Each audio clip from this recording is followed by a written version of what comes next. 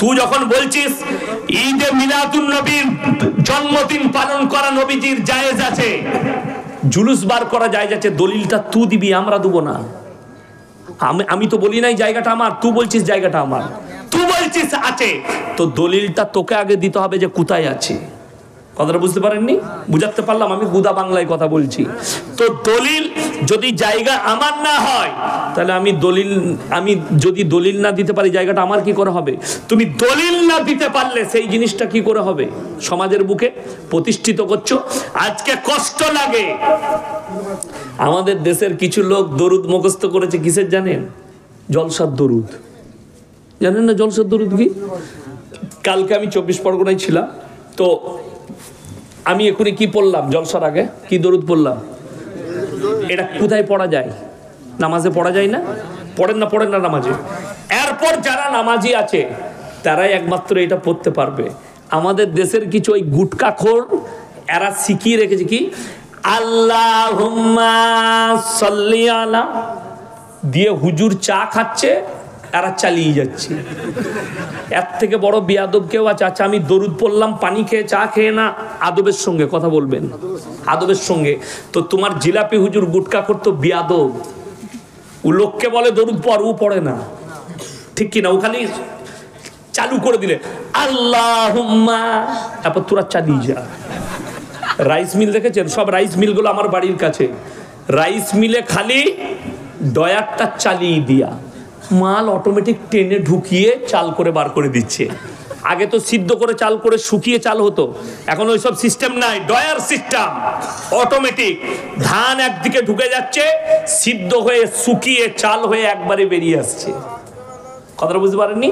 তো এই মাল কটা অটোমেটিক দরুদের মাল, কি বুঝলেন? অটো, খালি স্টার্ট করে দিয়া আল্লাহুম্মা পানি দাও, ও পানি খাচ্ছে আর এরা চালিয়ে যাচ্ছে। তাদেরকে জিজ্ঞেস করো। আর আমি কালকে পড়লাম, সবাই বলুন দরুদ ইব্রাহিম আল্লাহুম্মা সাল্লি আলা। যারা নামাজি তারা খালি পড়লো, বাকি মাল কটা চুপচাপ। ওরা তো খালি জলসার দরুদ মুখস্থ করে রেখেছে, এক হারাম করু নামাজ পড়ে না। এটার জন্যে এরা বলছে দরুদকে নিয়ে ব্যঙ্গ করেছে। আমি একবারও ব্যঙ্গ করি নাই, তো আমি ব্যঙ্গ করলাম? আমি তোমার ভুলটা ধরাচ্ছি, তুমি বেনামাজি সেটা ধরে দিলাম। বড় কষ্টের বিষয়। আমি কেন ব্যঙ্গ করতে যাব? দরুদকে কখনো ব্যঙ্গ করা যায়? তোমার হুজুর বলছে আদবের সঙ্গে দরুদ পড়ো, আর সেই গুটকাখোর লোককে দরুদে জুড়ে দিয়ে নিজে চা খাচ্ছে, না হলে দুধ খাচ্ছে। তাকে ঝাঁটা মারার লোক আছে? আমি কিন্তু বিয়াদব লয়, তোমার হুজুর বিয়াদব।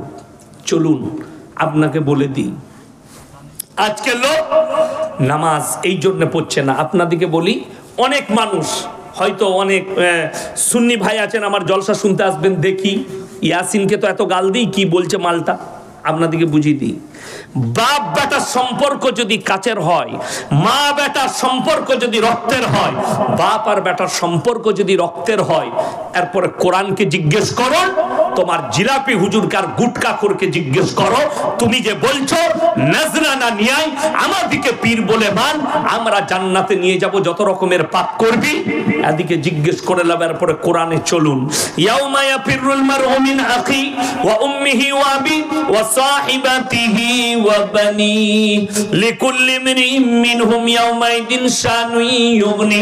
হে আমার বিশ্বনবী, পৃথিবীর মানুষকে বলো, কিয়ামতের ময়দানটা এত ডেঞ্জার হবে, স্বামী স্ত্রীর কাছে যাবে, স্ত্রী বলবে দুনিয়াতে আমার কোনো স্বামী ছিল না, স্বামী বলবে স্ত্রী ছিল না, বাপ বলবে বেটা ছিল না, বেটা বলবে বাপ ছিল না, মা বলবে বিটি ছিল না, বিটি বলবে মা ছিল না, বন্ধু বলবে আমার কোনো বন্ধু ছিল না। কেউ কারুর জন্য জাররা পরিমাণ, সরষে পরিমাণ উপকার করবে না। যদি তোমার বাপ তোমার উপকারে না আসে, ইয়াসিন তোর কি করে উপকার করবে? তুই জলসাই দাওয়াত করে একবার খালি দেশি মুরগি খাইয়েছিস, আর আমার বউ যে রোজ রান্না করে খাওয়াচ্ছে, আমি যদি তার উপকারে না আসি, তোর কি করে আসবো বে? এইটা তোমার জিলাপি হুজুরকে বুঝাও, কোরআনের আয়াতটা দেখিয়ে দাও যে বাপ যদি বেটার উপকারে না আসে, আপনি পয়সা নিয়ে আমার উপকারে কি করে আসবেন? অনেকজন বলছে কোন হুজুরের কথা শুনবো। এখানে সবজি বাজার কোথায় আছে আপনাদের? কাঁটা বাগান। সকালবেলায় যান, কিংবা আখের মিলে তো আরো সস্তা সবজি পাওয়া যায় হোলসেল রেটে, তাই না? হ্যাঁ, বলবে ইয়াসিন সাহেব চিনলো কেন? আমি অনেকবার মালসার লেগে কিনে নিয়ে গেছি। কি বুঝলেন, মুর্শিদাবাদের সবজি ভালো। এই আমার গিন্নি আজকে বলছিল যে হ্যাঁ গো বেলডাঙ্গা হয়ে যাচ্ছ, একটু বেগুন নিবে, সাদা বেগুন। আমি বেগুন কিনলাম, সবজি কিনলাম, বেলডাঙ্গায় দাঁড়িয়ে আলিফ ভাইয়ের কাছে চা খেলাম। কি বুঝলেন? তো যেটা বলছিলাম, আচ্ছা আপনি গিয়ে সকালে এরকম লোক আছে আপনাদের যে কানা বেগুনগুলো কিনে, যদি কেউ কানা বেগুন কিনে নিয়ে আসে বাড়িতে, বউ বলবে তুমি কানা নি কি গো, দেখো লাউনি, বলবে না? বলবে না? বউ কানা বলবে। তুমি পচা টমাটোর নিবে না, তুমি কানা বেগুন নিবে না। পচা মাছটা পেটটা টিপে দেখে লেন না মাছটা পচা কিনা, তুমি মাছের পেটটা টিপে দেখে নিবে। তুমি এটা বুঝতে পারলে যে এটা পচা টমাটোর, এটা কানা বেগুন, এটা হচ্ছে পচা মাছ। আর তোমার ব্রেনের দ্বারা তুমি বুঝতে পারলে না এই মালটা পচা মৌলবি, পচা হুজুর, এটা সমাজকে ধোঁকা দিচ্ছে। বড় কষ্ট লাগে। আনন্দবাজার পেপার খুলুন, আজকে কি বার? রবিবার। যাদের বাড়িতে আনন্দবাজার পেপার আছে কিংবা বাজারে ক্লাবে আছে, কালকে সকালে গিয়ে দেখবেন ভেতরের পৃষ্ঠায় অ্যাড দিয়া থাকে, বেশিরভাগ অ্যাড থাকে আনন্দবাজারে। কিসের অ্যাড? কলকাতার অমুক বাবা একটাই ফোন কলে প্রেমের ব্যর্থতা থেকে সফলতা পান, কারোর বউ ছেলে পালিয়ে গেলে 72 ঘন্টায় এনে দেয়। আমি বলেছি এই হারামখোরকে মোদিজির কাছে নিচ, নীরব মোদি আর যারা টাকা নিয়ে দেশ থেকে পালিয়ে গেছে, এই মালি 72 ঘন্টায় এনে দিতে পারবে। কথাটা বুঝতে পারেননি? তুমি লোকের বউ এনে দিতে পারবে, আর বিজয় মালিয়াকে আনতে পারবে না।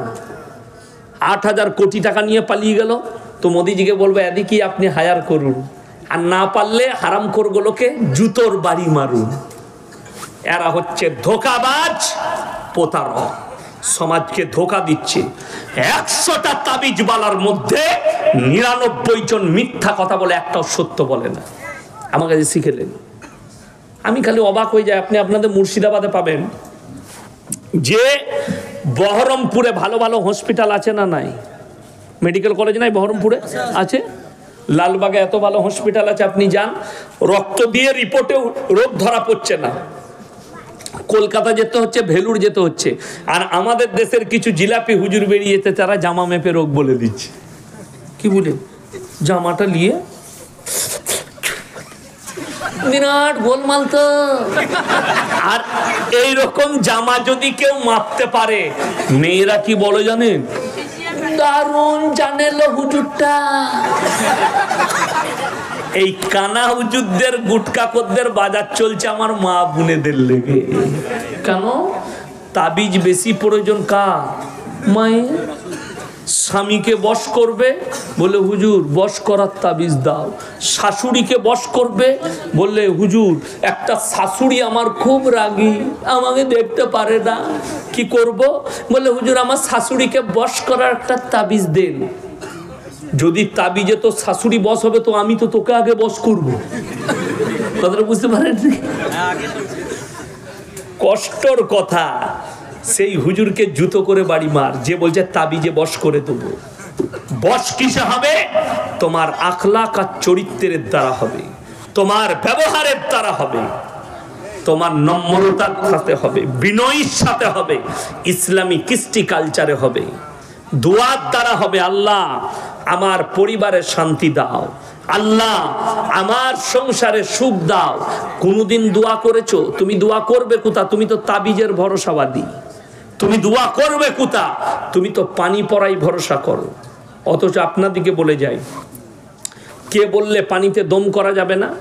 আপনি নামাজি ব্যক্তি, শরীর অসুস্থ, ক্যান্সার হয়েছে, আপনার টিউমার হয়েছে, আপনার পেটের রোগ আছে, ফজরের নামাজ পড়ে 11 বার নিজে নামাজটা পড়ুন, পড়ে 11 বার সূরা ফাতিহা পড়ে পানির মধ্যে দম করে পান করুন। আল্লাহ চাইলে আপনাকে শিফা দান করবে। জোরে বলুন সুবহানাল্লাহ। ইয়াসিনের প্রয়োজন নাই, কোনো মৌলবীর প্রয়োজন নাই। যদি মনে হয় যে আমাদের গ্রামে ইমাম সাহেব আছে, মৌলী সাহেব, তো উনি আল্লাহওয়ালা লোক, ভাই একবার সূরা ফাতিহা পড়ে পানিতে ফুঁক দিয়ে দেন, আমি একটু খেয়ে নিই, চলবে, কোনো অসুবিধা নাই। কিন্তু শুনেলেন এমন এমন লোকে মাজারে বসে তাবিজ লিখছে, মাদ্রাসার মুখ দেখেনি। আমি আমার বর্তমানে প্রমাণ দেব, জুম্মার নামাজ পর্যন্ত হারাম করে পড়ে না, তাবিজ লিখছে। পেশাব করে পানি পর্যন্ত লাই না, তাবিজ লিখছে। অথচ তারা জিনাতে জড়িয়ে আছে। আমার কাছে দলিল আছে, প্রমাণ আছে। আসুন আমার গাড়িতে চাপেন, 7 সিটের গাড়ি নিয়ে এসেছি, যারা যাবেন 2 জন চাপুন। আমি আমার মাদ্রাসায় নিয়ে যাবো, মেহমানখানায় রাখবো, নিয়ে গিয়ে মাজারে দেখি দেবো এই মালটা। এতটা সাহস আমার এলাকায় আমার আছে। দেখি দেবো চোখে আঙুল দিয়ে, দেখো এইটা। একজনের হাত পা নাই আমার এলাকায়, দুটোই হাত পা অবশ হয়ে গেছে, মানে প্যারালাইসিস। জানেন তো প্যারালাইসিস হলে 4টায় হাত পা তার নড়ে না। সে কিন্তু লোকের রোগ ভালো করে তাবিজ আর পানি পড়া দিয়ে। তাকে ছুঁচিয়ে দেয়, আলাদা একটা মেয়ে রেখেছে তার বউ, তাকে ছুঁচায়। তাকে বিড়ি ধরি দেয়, তার একটা লোক রেখেছে বিড়ি। সিগারেট খাওয়ার লোক আলাদা আছে। আমি বলে, বে তুই আগে নিজের রোগটা ভালো কর, তারপরে লোকের করবি। কথা বুঝতে পারেননি? নিজে প্যারালাইসিস, লোককে তাবিজ দিয়ে ওই লোকটা ভালো করছে। এরপর বলুন দোষী ওই লোকটা না যারা যাচ্ছে ওর কাছে গিয়ে ওকে বিশ্বাস করে? তারা যারা যাচ্ছে তারা হচ্ছে সব থেকে বড় অপরাধী। তুমি চিনতে পারলে না এই লোকটা সমাজকে ধোঁকা দিচ্ছে? ইসলাম খালি পেঁচিয়ে গেল। চলুন আলোচনা আগে বাড়াই। দ্বীনি শিক্ষা, দ্বীনি ইলম হাসিল করা কি প্রত্যেকটা মুসলমান নরনারীর জন্য ফরজ। আমি চ্যালেঞ্জ দিয়ে বলে গেলাম, আপনার এখানে এতগুলো মানুষ বসেছেন, 100 জনের মধ্যে 98 জনের কাছে দ্বীনি ইলম নাই। ঠিক বললাম না ভুল বললাম? মুসলমান হারাম হালাল বুঝে না, দিন বা দিন বুঝে না, শিরক বেদাত বুঝেনি। কেন? দ্বীনি ইলম না থাকার কারণে। মুসলমানদের 2টো ছেলে লরি চালায় আমার এলাকায়, হোটেলে দাঁড়িয়েছে, দাঁড়িয়ে হোটেলে ঢুকে বলছে 2 বোতল মদ দে তো ভাই। মদ খেয়ে নিলে, এরপরে বলছে মুরগির মাংস আর রুটি নিয়ে আয়। সে যখন মুরগির মাংস আর রুটি নিয়ে এসছে, তখন জিজ্ঞেস করছে ভাই মুরগিটা জবাই না কাটা? আমরা মার হারাম করকে জুতো করে। আচ্ছা, যে মদ খেয়েছে তার আর জিজ্ঞেস করে লাভ আছে? নাই। তো এ মুসলমান কেন? এটা এর বাবা মা দ্বীনি শিক্ষা দেয়নি, দ্বীনি শিক্ষা দেয়নি। তসলিমা নাসরিন কোন অমুসলিম ঘরের হিন্দু ঘরের মেয়ে নয়।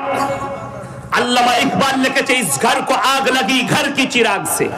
মুসলমান তোমরা নিজেদের ঘরে নিজের আগুন ধরিয়েছো, অপরকে গালি দিয়ে লাভ হবে না। আপনি নিজে ধরিয়েছেন।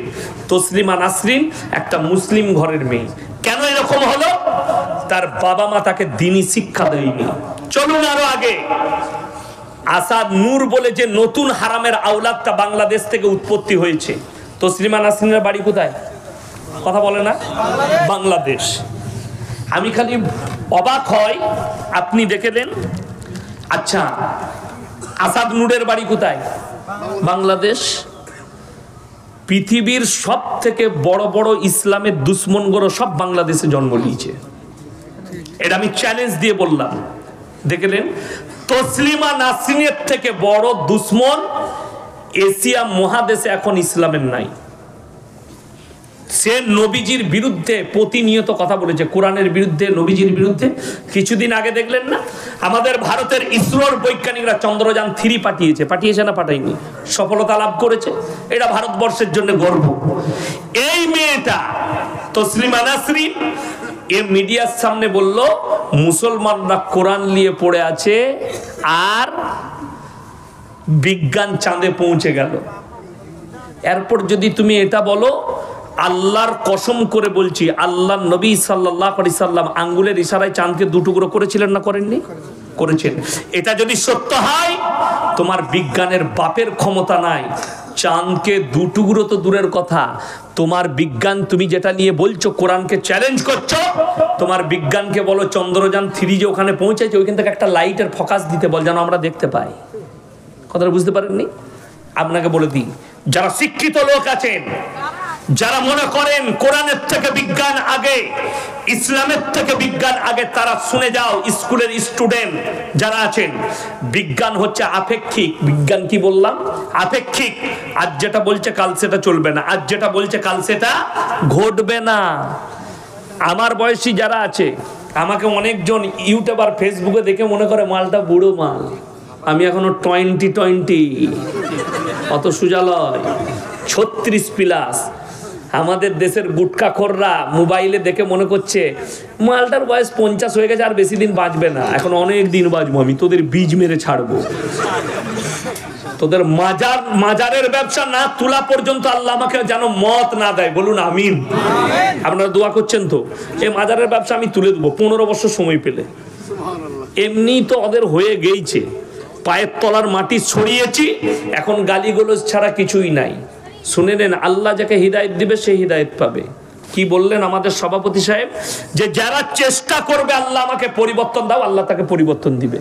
বলি, আপনাদের মুর্শিদাবাদেরই একটা ছেলে আমাকে গালি দিয়েছিল, তার গ্রামে জলসা করেছি আমি লালবাগে, প্রচুর গালিগালাজ করেছিল ফোনেতে, তা আমি তাকে চিনিও না জানিও না।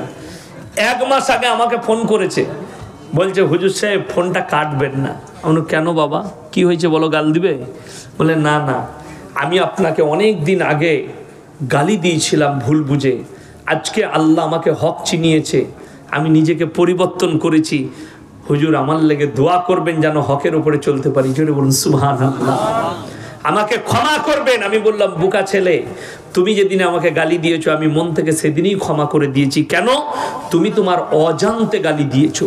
যারা আমাকে গালি দিচ্ছে আমি তাদের প্রতি আমার অভিযোগ নাই, আমি আল্লাহর কাছে দোয়া করি, আল্লাহ তুমি এদিকে ক্ষমা করে দিও। কেন?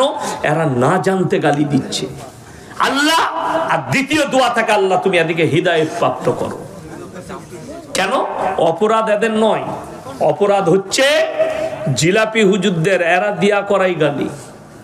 আমার মাদ্রাসায় 300 ছাত্র আছে, আমি কোনোদিন ক্লাসে আমার মাদ্রাসায় ছাত্রদের সামনে এটা আলোচনাও করিনি যে আমাকে ফোন করে গাল দেয়, এবং কোনো ছাত্রকে আমি অর্ডারও দিইনি যে কোনো হুজুরের নম্বর নিয়ে গাল দেয়। প্রতিনিয়ত পরশু রাত্রিতে ফুরফুরাওয়ালাদের এক মাদ্রাসার ছাত্ররা ফোন করে গালি দিয়েছে, ভিডিও কল করে। আমি বললাম, আল্লাহ তোমাদেরকে হিদায়েত দে। তোমার অবস্থা যদি, তোমাদের অবস্থা এত খারাপ হয়, তোমার গুটকাখোর হুজুরের হাল কত খারাপ হতে পারে। বেরেলবিরা ফোন করে গালি দিচ্ছে। আমি বলেছি, তোমাদের যদি চরিত্র এত খারাপ হয়, তোমাদের ইমাম যাকে মনে করো আহমদ রাজা বেরেলবি, তার চরিত্র কেমন হবে এরপর তোমাদের ভাষা থেকেই বুঝতে পারছি। আমি আর কিছু বলবো না, আমি তাকে গালিও দিতে পারবো না, সে লোককে আমি চিনি না। চলুন আপনাদিকে আগে নিয়ে যাই আলোচনাটা। আজকে মুসলমান দ্বীনি শিক্ষা না থাকার কারণে এদের মা বাবা দ্বীনি শিক্ষা দেয়নি। কতটা ইলম হাসিল করবেন? মৌলবি হতে হবে না, মুহাদ্দিস হতে হবে না, মুকাররির হতে হবে না, মুফাসসির হতে হবে না, হাফেজ হতে হবে না, কারি হতে হবে না। আপনাকে অতটা ইলম হাসিল করতে হবে যতটা করলে হারাম হালাল চিনতে পারেন, দ্বীন বাদ্দীন চিনতে পারেন, শিরক আর বিদআত চিনতে পারেন, কুফরি চিনতে পারেন। বেঈমান কাফেররা যে জালটা আপনার উপরে ছুড়ছে সেই জালটা যেন বুঝতে পারেন। আপনার ঘরের কাছে দলিল দিয়ে যাচ্ছি, বহরমপুর আপনাদের কাছে না, আপনাদের বেশি কাছে না, আমার বেশি কাছে, আপনাদের বেশি কাছে। এই বহরমপুরে আমি জায়গার নাম বলবো না, মা বেটা, দুজন মা বেটা, যদিও তারা অমুসলিম, একটা বিল্ডিং কিনেছে। সেইখানটা রুমগুলো ভাড়া দেয় কাদিকে? যারা সমকামী তাদিকে সেক্স করার জন্য ভাড়া দেয়। নাউজুবিল্লাহ বলেন। প্রশাসন কিছুই করতে পারবে না। কেন? ভারত সরকার সমকামীর রায় দিয়ে দিয়েছে সুপ্রিম কোর্ট, যে ভারতে যারা সমকামী হবে তারা বাঁচতে পারবে। এটা তো ভারতবর্ষ। আচ্ছা, আমাদের ছেলেরা স্কুলে যায় না? যায় না। শুনেছেন আমাদের স্কুলের ছাত্রদিকে সমকামী শিক্ষা দেওয়া হচ্ছে? শুনেছেন কোনোদিন? আমি ইয়াসিন স্টেজে বলে গেলাম, আল্লাহর কসম করে বলে যাচ্ছি, যেদিনে শুনবো ওখানে ওই শিক্ষা দেওয়া হচ্ছে, সেই দিনই আমার বাড়ির বাচ্চাদের স্কুল যাওয়া বন্ধ হয়ে যাবে। আমি শত চেষ্টা করেও, নিজের ভিটে মাটি বেচে দিয়েও আমি নিজে আমার সন্তানদের জন্য স্কুল তৈরি করব। কেন? যেন মুসলমান সন্তানদের ঈমান বেঁচে যায়। আমি আলামিন মিশনের যতগুলো জিম্মেদার আছে আমি তাদের লেগে দোয়া করি, আল্লাহ তুমি এদের জানের মালের হেফাজত করো। বলুন আমিন। এইখানে যাওয়ার পরে মুসলিম ছেলেদের ঈমানগুলো বেঁচে গেছে।